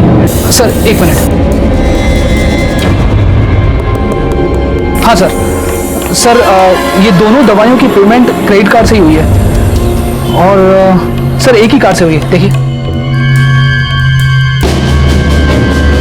ये सीसीटीवी काम करता है? जी सर। इसका फुटेज चाहिए हमें जी। और एक कार्ड की डिटेल्स निकलो। सर यही था। ये 2 बार गया था ना, एक बार सुबह बेहोशी की दवा लेने के लिए और बाद में शाम को 5 बजे। जी सर, शाम को इसी ने बीपी की दवा ली थी। शेरके, लड़की भी इसी गांव की है? हाँ सर।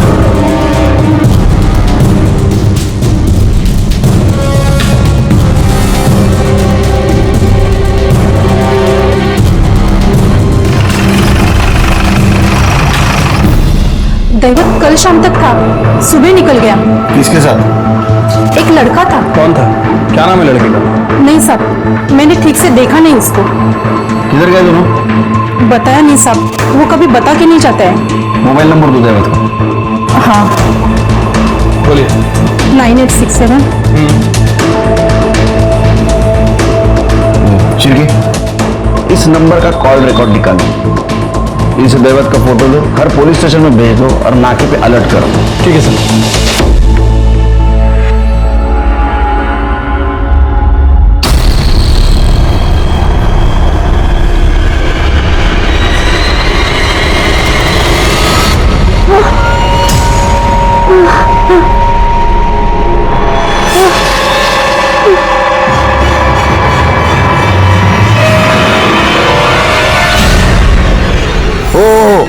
घेतली गोळी घेतली, हो हे काय सकाळी घेतली खाऊन घेतली. सर दैवत शिंदे के फोन लोकेशन के हिसाब से उस दिन वो मेडिकल पे ही था, तकरीबन 5 बजे के आसपास. और 4:35 को पकलूज गांव में. हाँ सर, और ये पकलूज गांव में भी उसका फोन एक्टिव था. ये देखिए. क्या है यहाँ? सर ज्यादा कुछ नहीं है, एक पतली सी सड़क है और आसपास कुछ घर है.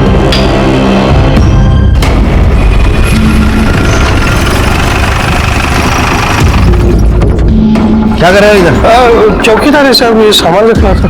तो खोल. चाबी मालिक के पास है. एक दूंगा रख के. अरे अरे खोल.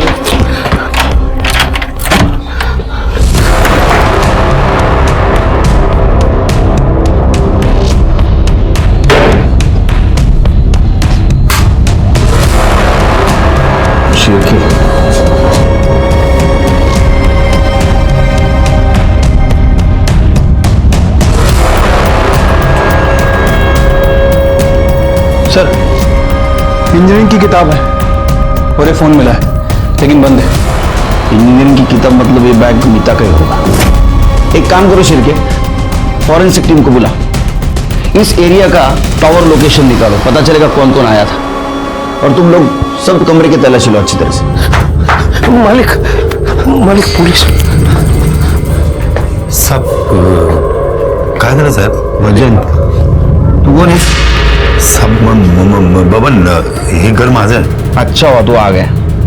कल इधर दैवत आया था ना दोस्तों के साथ? कल तो कानाखाली जाळ काढू मग येईल लक्षात. हा आया था ना? नहीं साहब, वो दैवत सुबह मेरे से घर का चाबी लेके गया था. हाँ. वो बोला मैं दोस्तों के साथ में थोड़ा मजा मस्ती करते बैठेगा. सिर्फ बैठने आया था या कुछ और करने आया था? नहीं साहब, बाकी तो मुझे पता नहीं, मगर सब हुआ क्या है?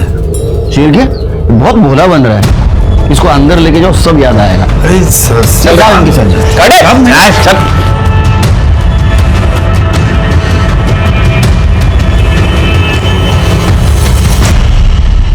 सर जिस घर में मीतू का रेप हुआ वहां की मोबाइल टावर लोकेशन के हिसाब से उस घर में 4 लोगों के फोन एक्टिव थे. दैवत, डॉक्टर विमल और 2 अननोन नंबर है सर. उनमें से एक नंबर के बारे में हमने पता कर लिया है. किसका है? बबन जाधव के नाम रजिस्टर्ड है. ये 3:35 पे वहीं था. अगर उसने दैवत को सुबह चाबी दी तो दोपहर में वहां क्या कर रहा था? बबन को लेके आओ. साहब वो दैवत मेरे को बोला कि वो शंभू कोई लड़की लेकर आ रहा है, तो वो कमरा चाहिए करके. हाँ मैंने बोला उनको कि ये सब ठीक नहीं है. ये तू बोला? हाँ आई शपथ सब मैं ही बोला. फिर साहब वो जिद किया तो उन्होंने जिद किया और तूने जिद्दी लोगों को चाबी दे दी. ये शंभू कौन है? वो दैवत का गांव वाला है साहब, वो भत्री गांव का. शंभू और दैवत के अलावा बाकी के 2 लोग कौन थे वहां पे? साहब वो सब मुझे मालूम नहीं साहब. अच्छा वो डॉक्टर विमल भी कह रहे थे 4 लोग थे. शंभू, दैवत, तीसरा तू, चौथा कौन था? साहब तू वहां क्या कर रहा था रे? साहब मैं नहीं था साहब. ये दूंगा रख के. तेरा मोबाइल लोकेशन बोल रहा है तू था वहां. क्या कर रहा था? हाँ साहब मैं वो चेक करने गया था साहब. वो भैंस को चारा देना पड़ता है ना, वही चेक करने गया था. चारा देने गया था? ये लड़की के साथ तू भी? नहीं साहब आई शपथ नहीं साहब, मैं ये सब नहीं करता साहब. तो ठीक है अब ये बता वो 2 आदमी कौन थे? बोला ना साहब वो सब माकर टोपी डाले थे.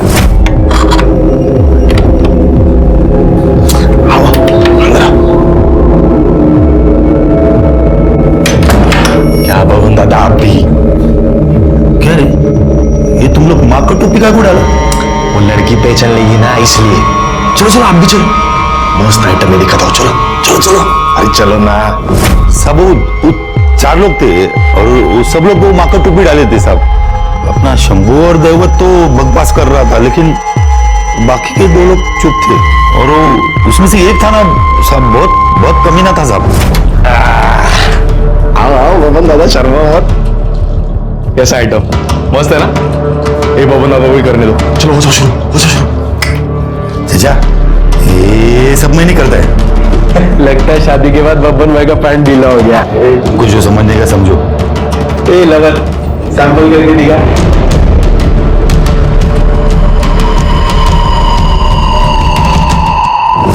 बाकी लोगों को मैं नहीं जानता साहब। शंभू का नंबर दे। शंभू नहीं होगा ना तेरे पास? छिरके आज घेऊन जा, नंबर काढ़ा। चल सब मैं देता हूँ। तो नाटक करता है सब देता। सब ये 162 उसको आता है पढ़ना।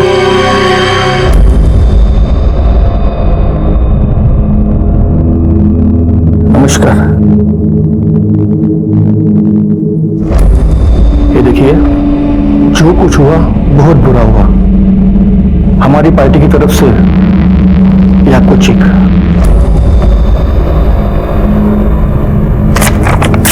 अरे वो बदला नहीं चाहिए साहब। अगर देना ही है तो इंसाफ दीजिए। जिन लोगों ने मेरी बेटी के साथ ये गंदी हरकत की है ना, उनको फांसी दिलाइए साहब। पैसा नहीं चाहिए, पैसा नहीं चाहिए।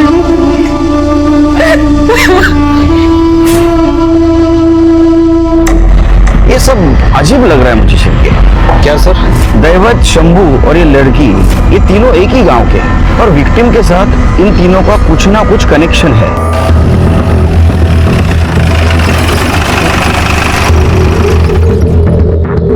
शंभू का घर यही है क्या? हाँ साहब, यही है। बुला उसको। नहीं, फिलहाल तो अभी वो इधर है नहीं। कहाँ गया? कल से बोल रहा था कि किसी दोस्त के पास जा रहा हूँ और उधर ही रहने वाला, ऐसा बोल रहा था। तू कौन है? मैं शंभू का मामा हूँ साहब। लेकिन आप इतनी पूछताछ क्यों कर रहे हो शंभू की? क्या हुआ? तेरे को मालूम नहीं? पूरे गांव में चर्चा है। हाँ, वो लड़की वाला मैटर ना साहब। नहीं साहब, हमारा शंभू ऐसा कर ही नहीं सकता। मुझे मालूम है साहब। हाँ। अच्छा, पकलूज में तू भी था ना उसके साथ? हाँ, नहीं साहब, मुझे तो इस बारे में कुछ पता नहीं साहब, कसम से।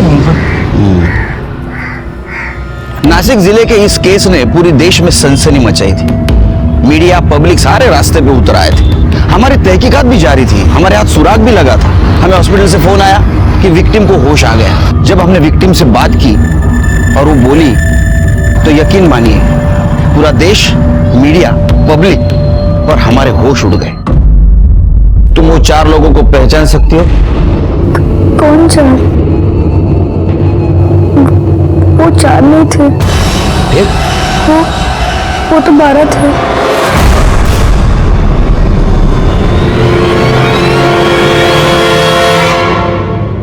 सर, 12 लोग?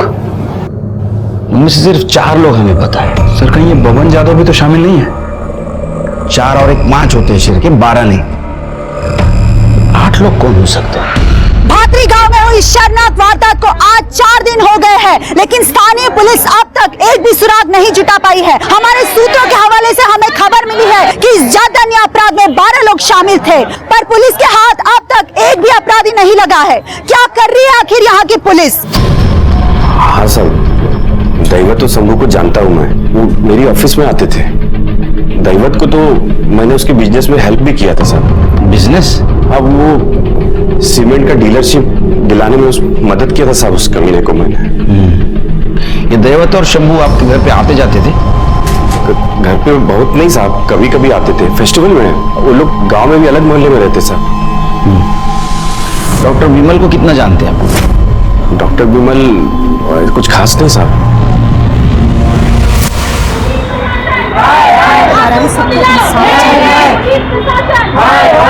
मीडिया को अंदर मत जाने। सर, आखिर इस केस के बारे में क्या पता चला?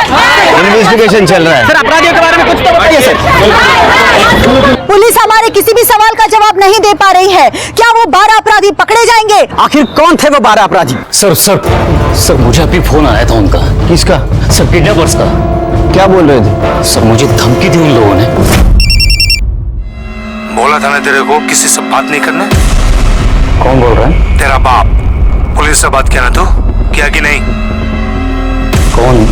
अभी तो सुन, एक शब्द और बोला ना किसी को, किडनी निकाल लूंगा तेरी। हेलो, किस नंबर से आया था? सर, ये शिरके। सर, ये तो गुजरात का नंबर लग रहा है। गुजरात पुलिस को अलर्ट कर दो। सर, वो लोग बड़े ही खतरनाक लोग हैं सर। डॉक्टर, तुमने बोला था 4 आदमी थे, लड़की का बयान है 12 आदमी थे, तो फिर 8 आदमी दूसरे कौन थे? नहीं सर, जारी थे, मैंने तो जारी देखे थे। डॉक्टर और बबन का कहना है 4 आदमी थे, लड़की का कहना है 12 आदमी थे। वो तो 12 थे। फिर 8 आदमी गए कहाँ? सर मोबाइल लोकेशन के हिसाब से भी 4 ही लोग थे। मोबाइल स्विच ऑफ किया होगा या घर पे छोड़ा होगा। ये 4 जन वहां रुके क्योंकि लड़की की तबीयत बिगड़ गई थी। उसे दवाई दी, उसकी तबीयत सुधरी नहीं, फिर उसको उठाया और रिक्शा स्टैंड के पीछे फेंक दिया। सर ये खबर मिळाली, शंभू के बाप का पैसा डॉक्टर विमल के क्लिनिक में लगा है। सर लड़की बेहोश थी, ट्रॉमा में थी, तो ऐसे में उसे क्या दिख रहा था क्या नहीं दिख रहा था कहना मुश्किल। मतलब 4 लोगों के 12 लोग भी दिख सकते हैं। हो सकता है हेलुसिनेशन, एल्यूजन, कुछ भी हो सकता है।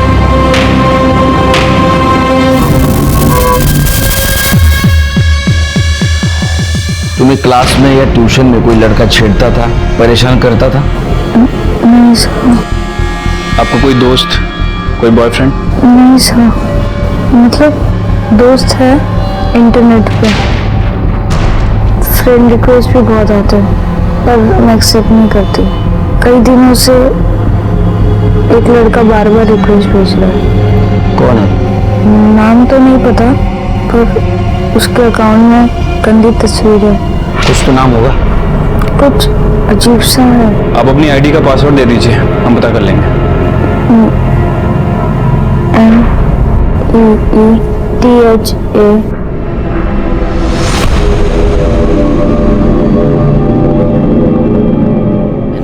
सर ये मीता तांबे का सोशल नेटवर्क अकाउंट है। कुछ मिला क्या? हाँ सर, वैसे तो इनको कई फ्रेंड रिक्वेस्ट आती रहती हैं, लेकिन ये लव शिकारी। ये लव शिकारी का फोटो डीपी? नहीं सर, मैं आपको एक चीज दिखाता हूँ। सर ये देखिए, सर ये जो फोटोज हैं लड़कियों और औरतों की, इनको बिना बताए ली गई है। ये जो लव शिकारी है ना सर, ये बड़ा पॉवर्ड काइंड का मेरे को लगता है। मतलब सर विपरीत बुद्धि का। चिरके सर ये सब फोटो गांव की लगती है। इसका IP address? Sir IP address तो है, लेकिन वो किसी मोबाइल नंबर पे है, जो कि फेक आईडी पे लिया गया था। अभी मैंने ट्राई किया लेकिन वो स्विच ऑफ जा रहा है सर। चिरके इसका आईपी एड्रेस तो निकालना पड़ेगा, और मुझे यकीन है ये भातरी गांव में मिलेगा। शिरके एक ही तरीका इन्वेस्टिगेशन का, जिन औरतों की और लड़कियों की तस्वीर खींची है ना, उनसे पूछो इस लड़के को देखा है क्या उन्होंने।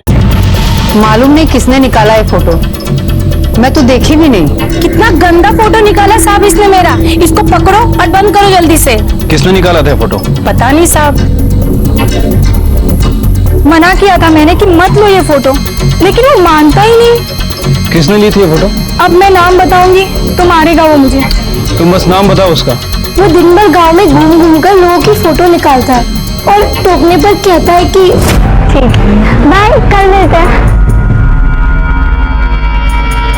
फोटो क्यों निकाल रहा है मेरी? मैं तो मेरी सेल्फी निकाल रहा हूँ, तेरी फोटो कौन निकालेगा? चल। सेल्फी बोल बोलकर लड़कियों और औरतों की फोटो निकालता है। नाम क्या है उसका? नाम तो पता नहीं, पर वो तालाब के उस तरफ मोहल्ला है ना, वो उधर रहता है। जानता हूँ सब उस लड़के को जिसने ये तस्वीरें निकाली। इसका बाप तो दुकान है, सीमेंट और ईंट बेचता है, और जिस लड़की के साथ कांड हुआ ना, उसके बाप ने मदद की थी दुकान खोलने को। ये अपने बेटे को बर्बाद करके रखा है। तो काय माधव, काय चल रहा है? नासिक में सीमेंट का गोनी 240 में मिलता है और इधर तू 320 में बेचता है। पापा मेरे को 10,000 रुपए दो, नया मोबाइल लेने का। अरे तेरा क्या नाटक है, रोज रोज नया मोबाइल? पापा मेरे को बताओ मार्केट में नई चीज क्यों आती है? क्यों? क्योंकि मेरे जैसे लड़के उसको खरीदे। चलो लाओ 10,000 रुपए दे दो। तू भी ना नहीं मानेगा तू। ले आयुष कर जा। थैंक यू पापा। हाँ सुधरना रहे कभी। देख देख वो पिंक वाली देख, आजकल तो बहुत बड़ी दिखने लगी है, जवानी जो चढ़ी है। अभी आजकल इंटरनेट और टीवी ने सबका दिमाग खराब करके रखा है।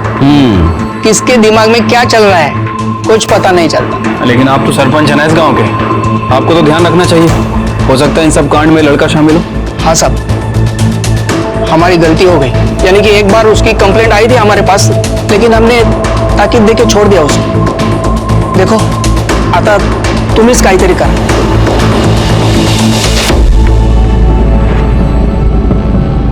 यही है वो लव शिकारी।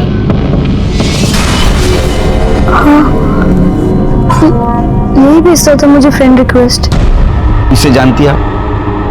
नहीं। ये माधव का बेटा है, जिसे आपके पापा ने बिजनेस में हेल्प की थी, सीमेंट की डीलरशिप दिलवाई थी।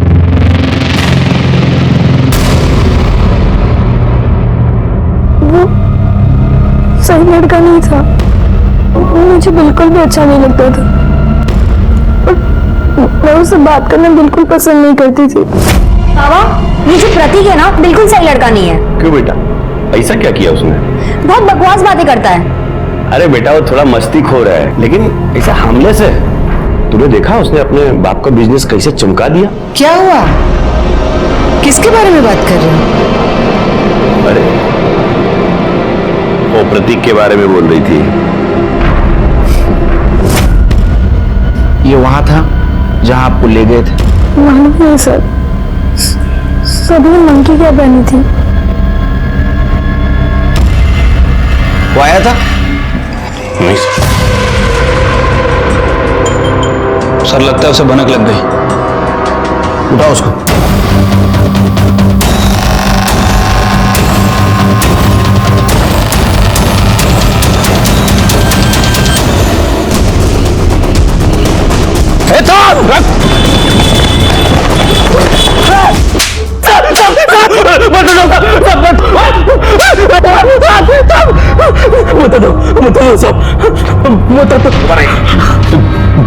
बहुत दिन से नजर थी मेरी नेता पे। श्याम बाबू, दुकान नक्की करके आया हो, जैसा आपने बोला वैसे ही। बस एक बार ये लाइसेंस हाथ में आ जाए ना, बढ़िया पार्टी दूंगा आपको। मुझे अच्छी लगती थी वो।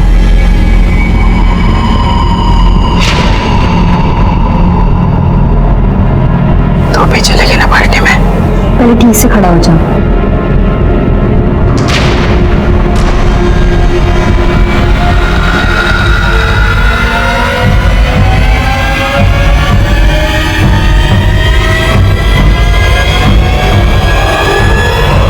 अरे सॉरी सॉरी सॉरी सॉरी मीता, सॉरी सॉरी सॉरी। क्या कर रहा है तू? देख ही नहीं चला सकता तू? अरे मेरे साइकिल का ब्रेक टूट गया था, सॉरी ना यार। जानबूझ के किया ना? अरे नहीं नहीं, कसम से मेरा ब्रेक टूट गया था।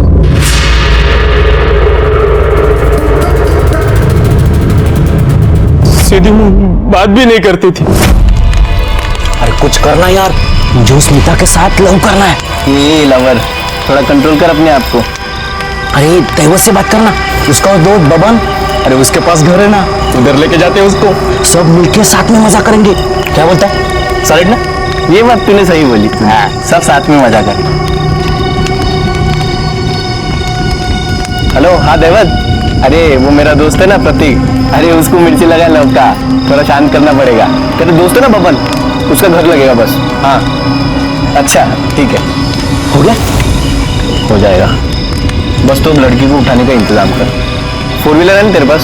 2 है यार, एक ही चाहिए। एक, लेकिन 2 लड़कों से काम नहीं चलेगा, तीसरा लड़का लगेगा अपने। 3 दैवत तोर में। अरे दैवत तो चाबी लेने जाएगा ना, लड़की उठाने के लिए तीसरा लड़का लगेगा। मेरा दोस्त है, उसको बुलाता हूँ, सिकंदर। अरे यार इतने सारे लोग, क्रिकेट नहीं खेलना है? ये चिंदी चोर, अभी तूने बोला ना सब मिलके मजा करेंगे, वैसे कौन सी तेरे को शादी करना है? अरे नहीं रे बाबा, अब पिछले टाइम तुम लड़की लेके आए थे, कितना राड़ा किया था। मेरे को नहीं मांगते झंझट सब। बबन दादा, इस बार ऐसा कुछ नहीं होगा। लड़की गांव का है, चिल्लम चिल्ली नहीं होगा। मैं हूं ना, आप दे दो, चाबी दे दो। थैंक यू बबन दादा। जाओ मजा करो। प्रतीक, वो पापा को बोलना कि 6 ड्रम घासलेट का इंतजाम करें। आई नहीं ये थे। मेरी डीलर से बात हो गई है। बाबा मैं जा रही हूँ।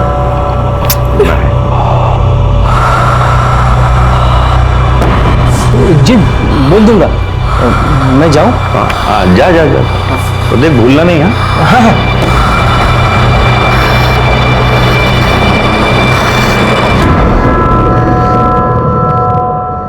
हेलो। अरे भाऊ, बेहोशी की दवा के लिए डॉक्टर का प्रिस्क्रिप्शन लगता है।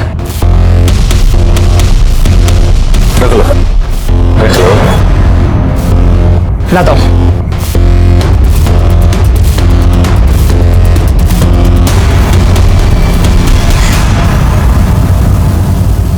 अच्छा खासा असर हुआ है गोली का। ए लवर, याद है ना तेरे को मिल बांट के?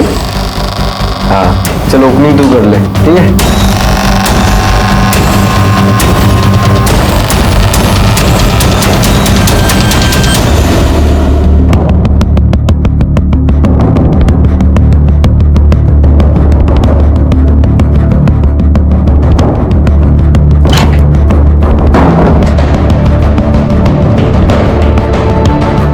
ए उठ, अरे उठ उठ।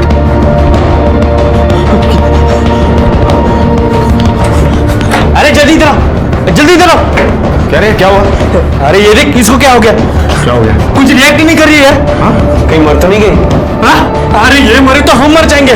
तो अभी क्या करें? एक काम कर, मार्केट के पास जो डॉक्टर है ना, उसको अभी उठा के लेके आओ। चल चल चल चल, जाओ जल्दी जाओ।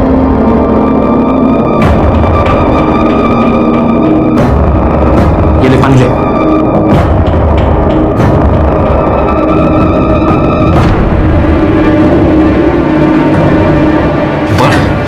मैं बोल रहा हूँ ये मर जाएगी, बाहर फेंक के आते इसको। एक काम करो, मैं घर जाता हूँ, तुम लोग इसको रिक्शा स्टैंड के पीछे फेंको और इसके बाप को फोन करना, ठीक है? चलो। मीता अच्छी लगती थी मुझे, मगर चांस ही नहीं देती थी, इसलिए तो इतना सब प्लानिंग करना पड़ा मुझे। बाकी कहाँ है? मुझे नहीं पता साहब। मीता ने बोला था 12 लोग थे, बाकी 8 कहाँ है? 8? हम तो 4 ही थे साहब। साहब हमने 2-3 बार किया, इसलिए उसको लगा होगा कि 12 है। इस केस में शुरू से हमें एक शक था कि अपराधी 4 नहीं 12 है, और जब हमने प्रतीक को पकड़ा तो यह साफ हुआ कि अपराधी 4 है। बाकी अपराधियों को हमने यूपी, एमपी और सिकंदर को कर्नाटक से पकड़ा और उनके खिलाफ चार्जशीट भी दाखिल की। इस केस को शुरू से देखता हूं तो एक बात साफ नजर आती है कि आने वाले गुनाह की दस्तक मिली थी, लेकिन मीता के माता पिता और गांव वालों ने उसे नजरअंदाज कर दिया। उसका नतीजा एक मासूम और होनहार लड़की के साथ एक घिनौनी घटना घटी। जाते जाते इतना ही कहूंगा कि आंखें और दिमाग खुली रखे, अनहोनी और अपराध को सुने और उसे रोकने में हमारी मदद करे। मैं सीनियर इंस्पेक्टर सुनील केलकर आपसे विदा लेता हूं। फिर मिलेंगे अगले एपिसोड में, तब तक के लिए सतर्क रहिए, देखते रहिए क्राइम पेट्रोल 10 तक। मकसद बताना नहीं, बचाना है। जय हिंद। क्राइम पेट्रोल के ऐसे ही मजेदार एपिसोड्स देखने के लिए हमारे चैनल को सब्सक्राइब करें